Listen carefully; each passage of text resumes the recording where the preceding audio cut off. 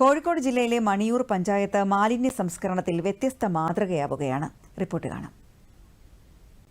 ഇന്ന് ഒട്ടുമിക്ക തദ്ദേശ സ്വയംഭരണ സ്ഥാപനങ്ങളും നേരിടുന്ന പ്രധാനപ്പെട്ട വെല്ലുവിളികളിൽ ഒന്ന് കൃത്യമായ മാലിന്യ സംസ്കരണ സംവിധാനങ്ങൾ ഇല്ല എന്നുള്ളതാണ്.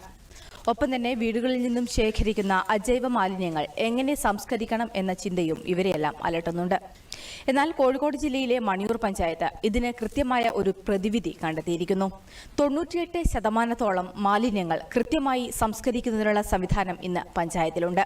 ഈ സംവിധാനത്തിലൂടെ പഞ്ചായത്ത് നടന്നു കയറിയതാവട്ടെ ജില്ലയിലെ ഏറ്റവും മികച്ച പഞ്ചായത്തിനുള്ള സ്വരാജ് ട്രോഫിയിലേക്കും.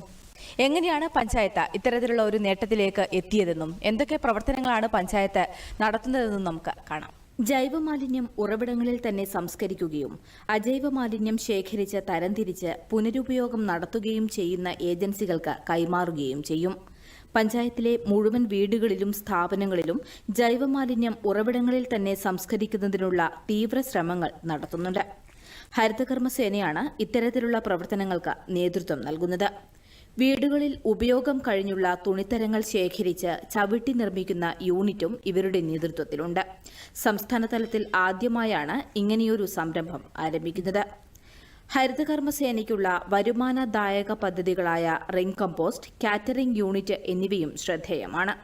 ഇവയെല്ലാമാണ് മണിയൂർ പഞ്ചായത്തിന് സ്വരാജ് ട്രോഫി നൽകുന്നതിന് പ്രധാന കാരണങ്ങൾ. ഇത്രയും വരുമാനം കിട്ടാൻ ഈ ഹരിതകർമ്മസേന അംഗങ്ങളായതിനു ശേഷമാണ് ഞങ്ങൾ ഇത്രയും വരുമാനം കണ്ടെത്താൻ പറ്റിയതിൽ ഞങ്ങൾ വളരെ സന്തോഷവതികളാണ്. ഇവ കൂടാതെ നൂതന പദ്ധതികളായ സമഗ്ര ആരോഗ്യ കായിക പരിപാടി, റൈസിംഗ് മണിയൂർ, ഉയരെ സമഗ്ര വിദ്യാഭ്യാസ പദ്ധതി എന്നിവയും പഞ്ചായത്ത് നടപ്പിലാക്കിയിട്ടുണ്ട്. വാഹനനിരീക്ഷണ കേന്ദ്രം ഉൾപ്പെടെയുള്ള ടേക്ക് എ ബ്രേക്ക് കെട്ടിടം, പൊതുസ്ഥലങ്ങളിൽ ബിൻ, ബോട്ടിൽ ബൂത്തുകൾ എന്നിവയുമുണ്ട്.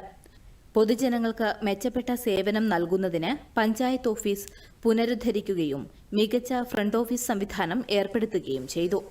തൊഴിലുറപ്പ് പദ്ധതിയിൽ ഏറ്റവും കൂടുതൽ തൊഴിൽ ദിനം നൽകി ജില്ലയിൽ ഒന്നാമതായതും മണിയൂരായിരുന്നു.